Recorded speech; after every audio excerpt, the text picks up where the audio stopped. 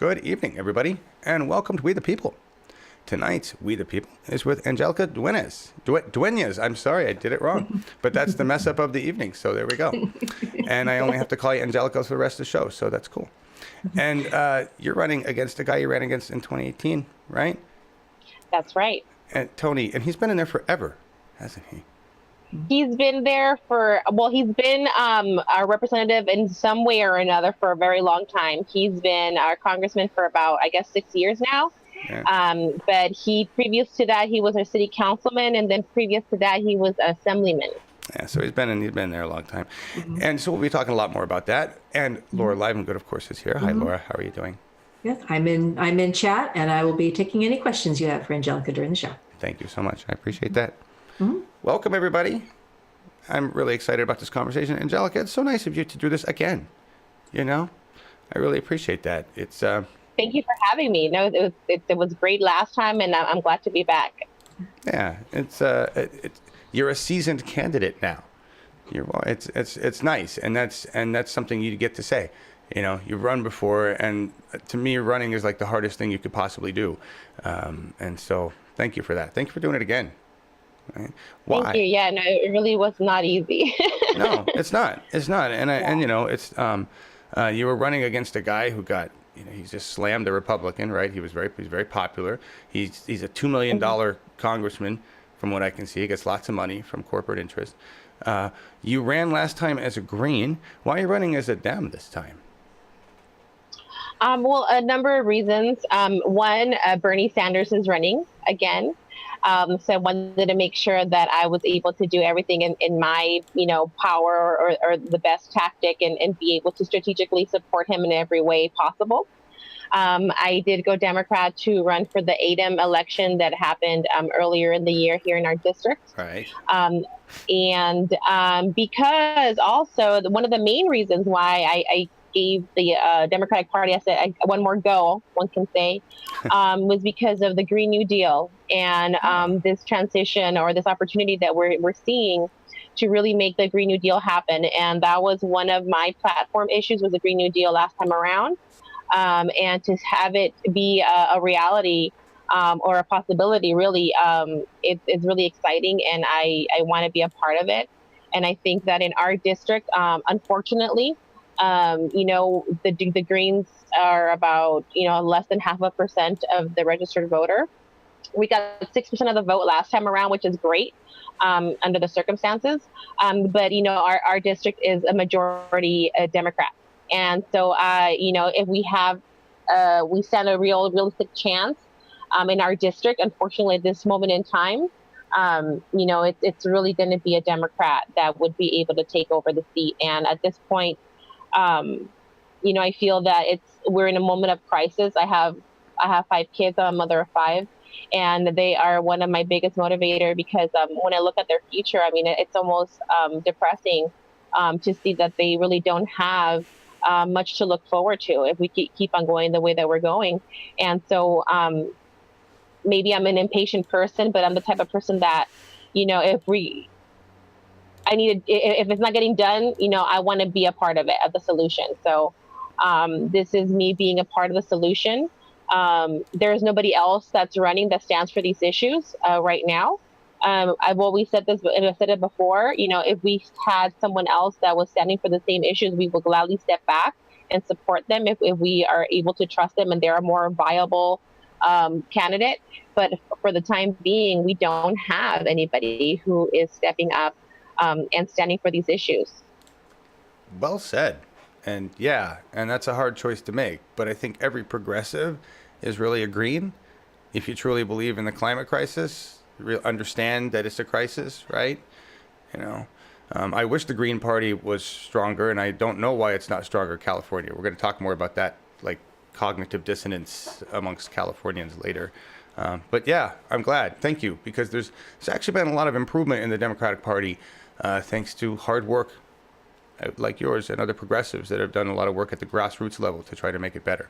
And so I think while we may not be seeing it at the top, we're definitely seeing it in state to state, So you guys have your You convention know, I think coming a up. lot of people are very much paying attention and very much, looking to be a part of the solution. So it's a very exciting time. Yes, it is. It is. You're absolutely right. And I mean, you said it. Bernie Sanders is running. I don't know if you've gotten into the Burn app yet, but I think that's amazing and everything that's going on in there. And it's the revolution feels real, right? What we're doing. It's really awesome.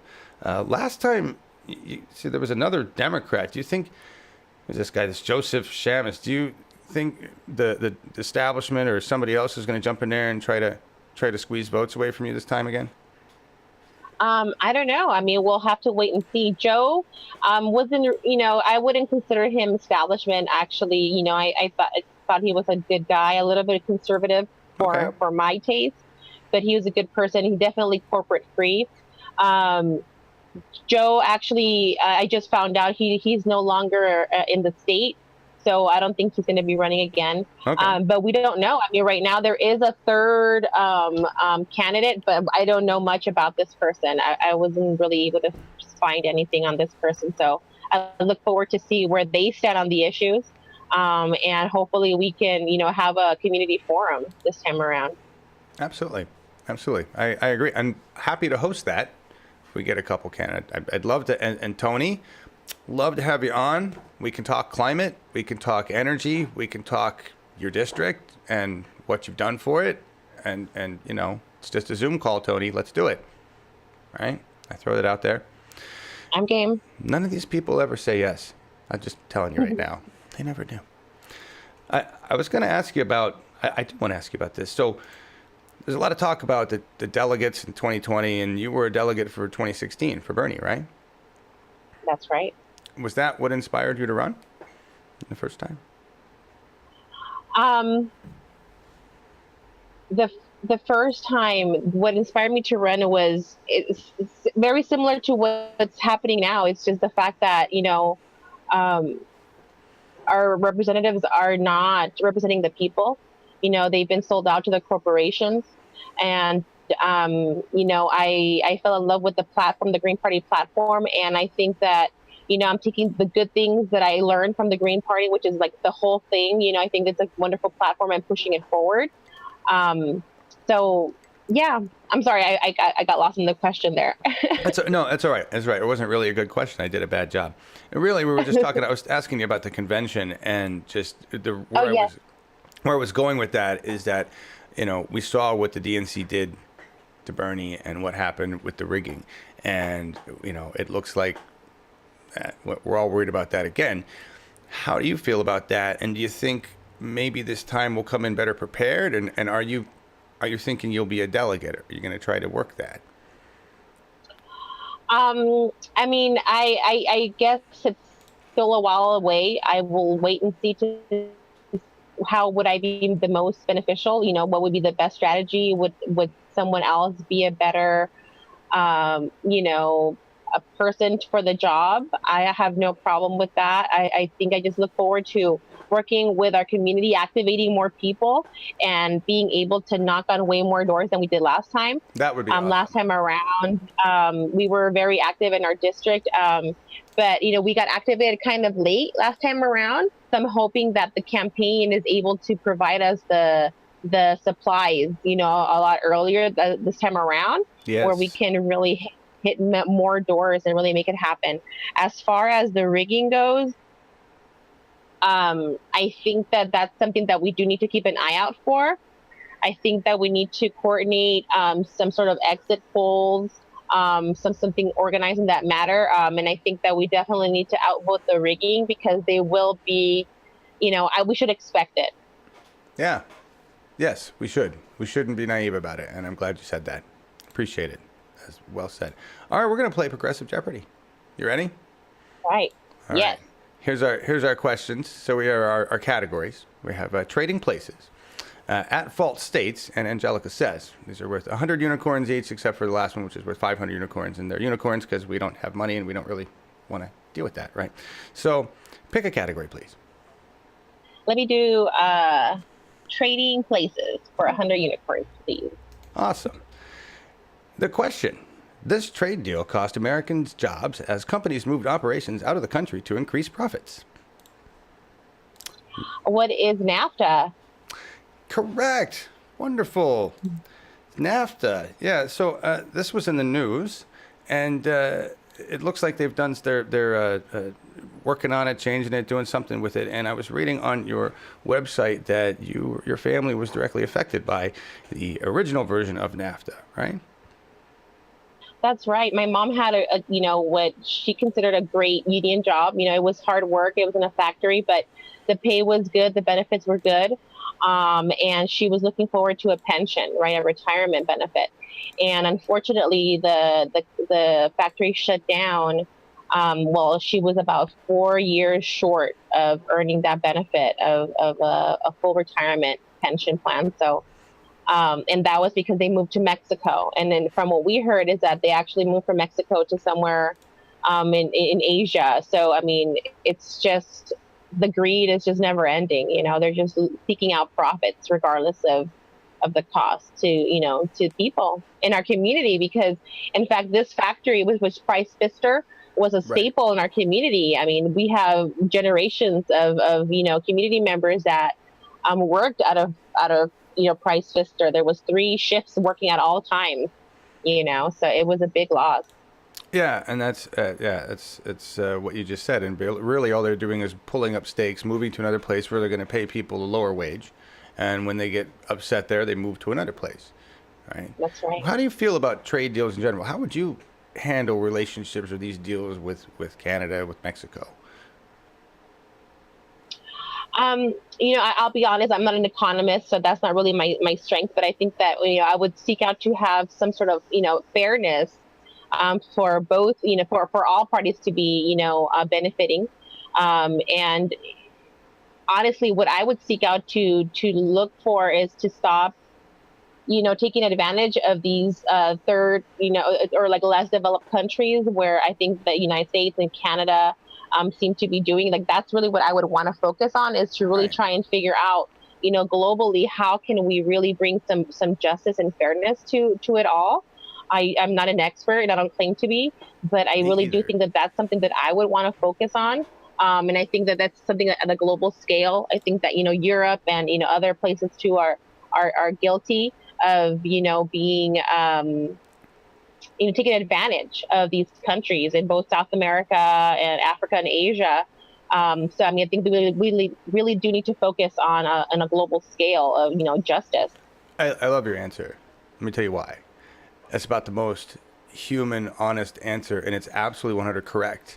You don't have to be it's perfect. You don't have to be an economist to say what we need is fair, equal, right? Equal trade. Yeah. Not where one group is screwing another group because this guy wants to make more money than that guy. If trade across countries is lovely, but let's make it equal. That's it. That's what our agreements are supposed to be, and that's what you just voiced without being an economist or being a trade expert or being a pundit. And that's exactly the kind of person I want in office. That was just awesome. Thank you. Thank you. I appreciate that. All right. See, these are great answers. All right, here's your last 2 questions. We got at fault states or Angelica says? Let's do at fault states, please, for 100 unicorns. You got it.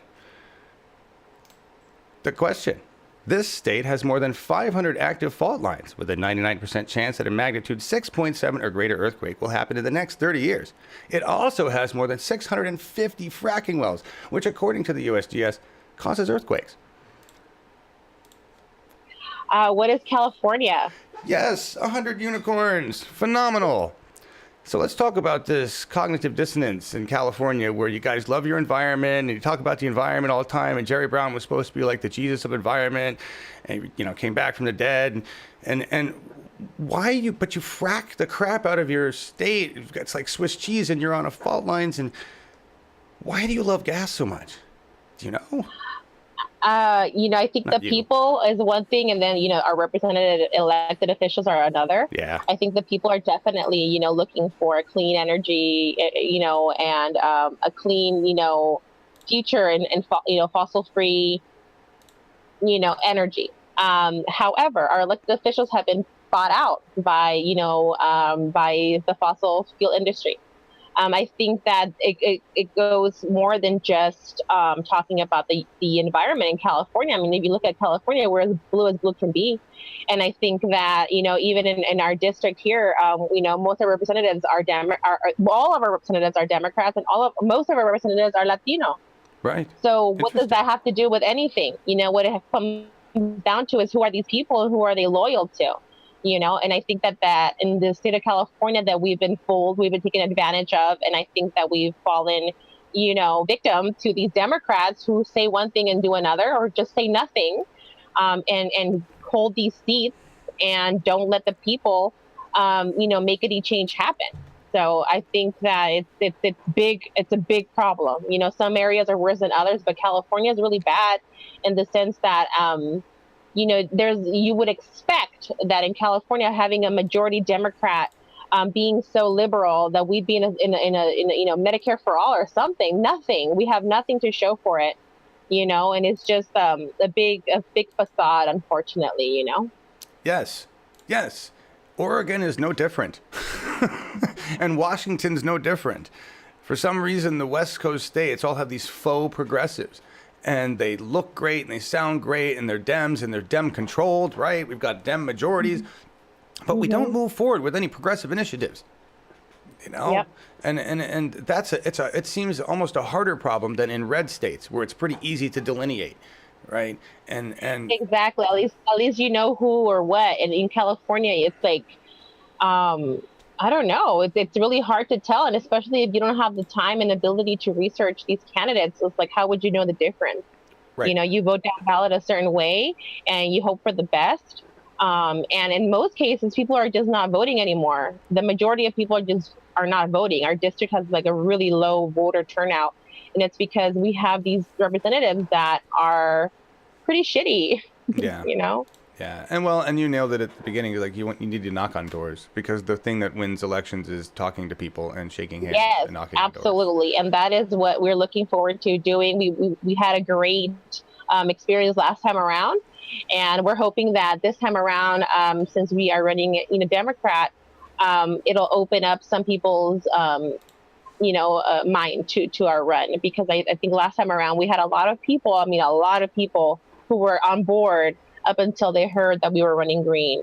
And then they were like, oh, how about next time, you should run as a Democrat or independent, like they weren't really feeling the green for whatever reason, even though it's a fantastic party with a great platform and with great people, I agree.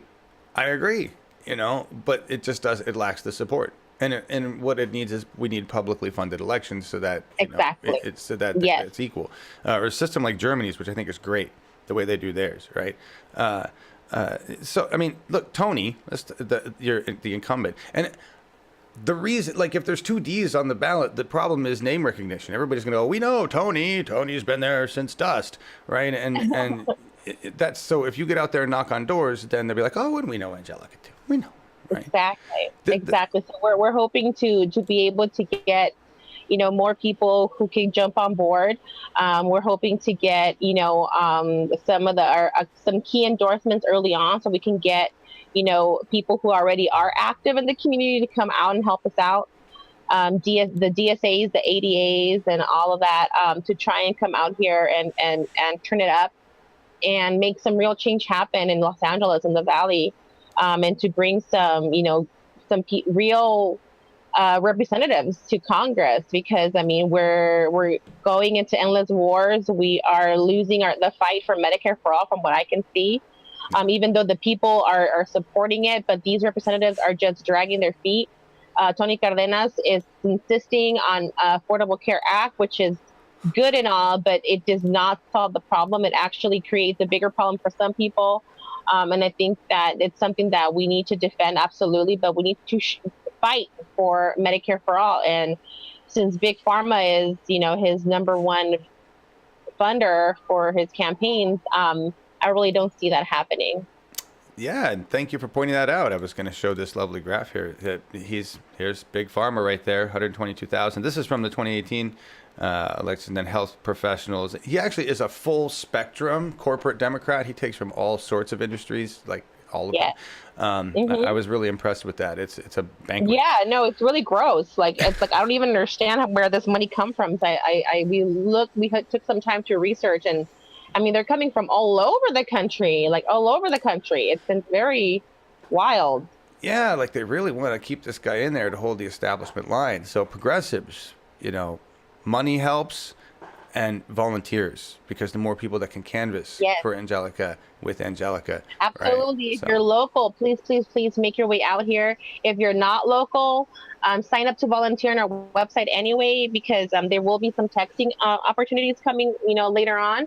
But if you're local, that's like our number one thing. We need people to knock on doors. If you're bilingual, even more. If you speak Spanish, if you speak Armenian, Tagalog, we need you. Wow. Yeah, you got some diversity going on around there? It is. Yeah, well, I mean, it's the majority Latino, but we do have a growing population of Armenian and Filipino. And we definitely don't want to be, we don't want to leave them out. Right. Good. I'm glad. And it's so important, because they're like the minorities of the minorities. Right? They're like really there. And I just wanted to show this to everybody. I really wasn't going to include this in anything, but just so you understand why we need to panic and go faster, and why Angelica is all on board with the Green New Deal, which is a mobilization against the climate emergency. The United States government today decided to rename fossil fuels as molecules of freedom, or freedom gas, and that's about as Orwellian as it gets.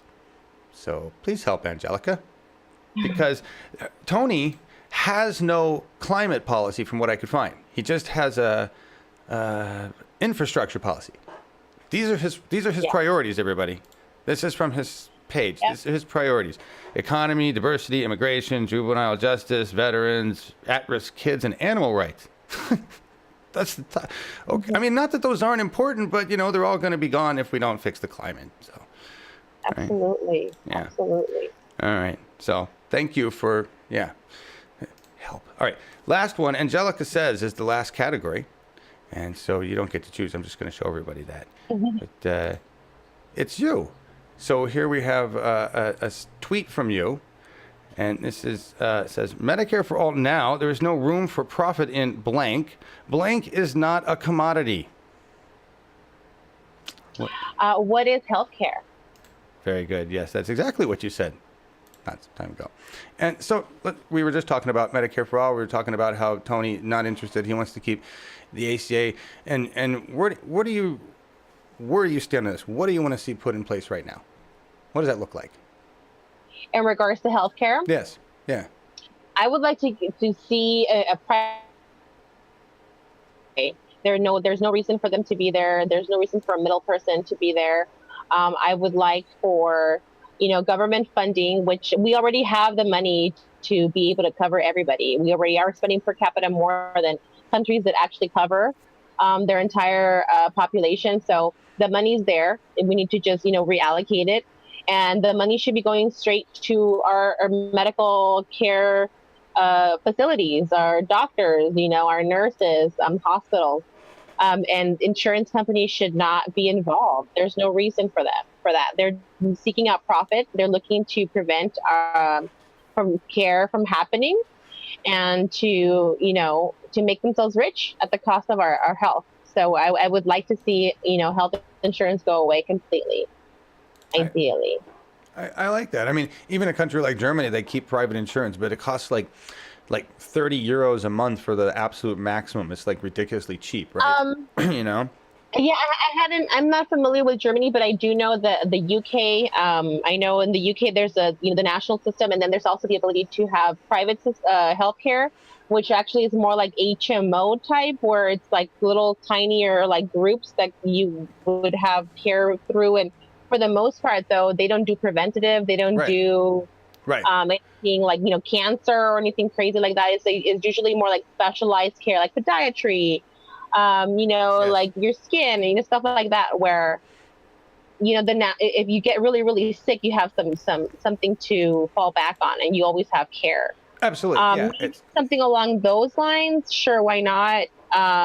But I mean, I don't know. Maybe. I don't think that healthcare is a commodity. I don't see that should be the case. But maybe something along those lines, like in the UK, where we have a nationalized system and then a room for maybe small groups for specialized care.